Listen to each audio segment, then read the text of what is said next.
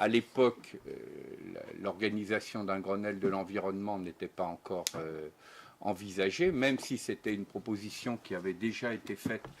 par la société civile, puisque tout le monde ne sait pas que ce Grenelle de l'environnement qui est en train de se préparer est une initiative de la société civile et notamment de ce regroupement qui s'appelle Alliance pour la planète. Et c'est dans le cadre des débats des élections présidentielles que Nicolas Sarkozy, comme candidat, avait rencontré ces différents acteurs et accepté le principe d'un Grenelle de l'environnement s'il était élu. Donc nous avons tenu ce séminaire sur gouvernance et développement durable et dans le cadre de ce séminaire, nous avions ciblé la question de l'enjeu loi de finances comme un enjeu structurel pour disposer d'effets leviers structurants tant du point de vue de l'action que du point de vue de l'organisation du débat public.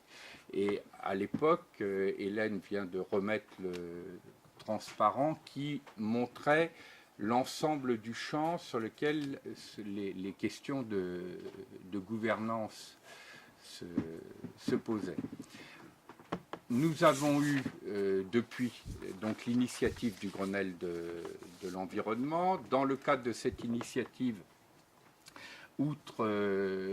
4D, l'Observatoire de la décision publique, d'autres associations ont décidé de travailler ensemble autour d'un groupe de veille. Je pense en particulier à l'ADELS, à ACID, qui nous fait aussi l'amitié, grâce à Gilles Béraud, de pouvoir filmer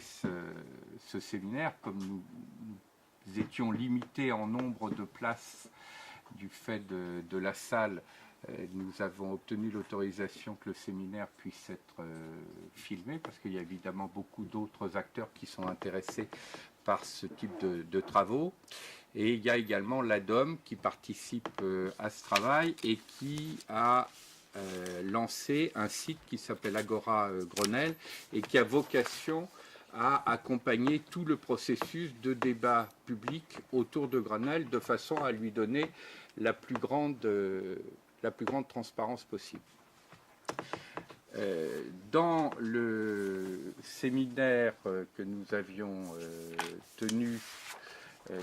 nous avions fait à la suite de la journée de travail 8 grandes préconisations. Et parmi ces préconisations, vous avez la préconisation numéro 6 qui porte plus particulièrement sur l'utilisation de cette réforme fondamentale qu'est la loi organique de la loi de finances, de façon à voir comment un outil de cette nature peut être mis au service du développement durable. Alors, je ne dis rien pour le moment sur le fond, puisque Michel évoquera plus précisément ce point. Avant qu'on fasse un petit tour de table de présentation, je donne juste des éléments de cadrage sur l'organisation même de notre réunion. Nous l'avons tenue à l'Assemblée nationale pour des raisons à la fois symboliques et politiques, parce que nous voulions montrer que cet enjeu, qui est un enjeu démocratique, a besoin impérativement que le Parlement soit très directement mobilisé sur cette question, mais la conséquence de cette exigence, c'était que le calendrier de Didier Migaud, qui, comme vous le savez, est le président de la Commission des finances et aussi l'un des deux pères de la réforme de la LOLF,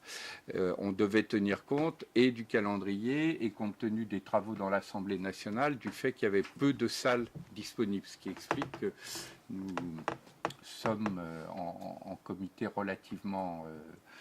restreint, mais de toute façon, l'objectif,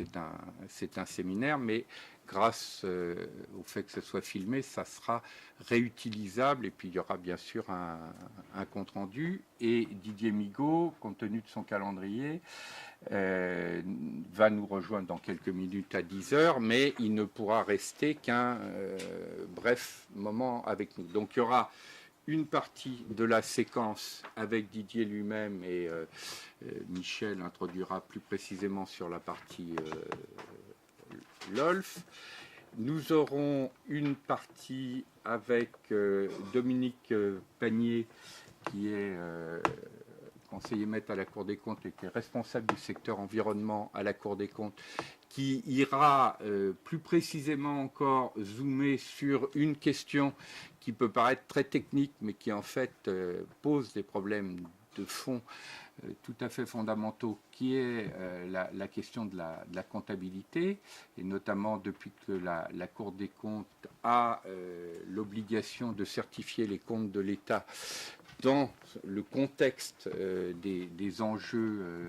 du développement durable. La question de la certification même des comptes de l'État pose des problèmes méthodologiques, théoriques lourds. Donc on aura toute une partie du séminaire qui sera ouvert par une intervention de Dominique tout à l'heure. Et puis, comme on hésite toujours dans les dénominations,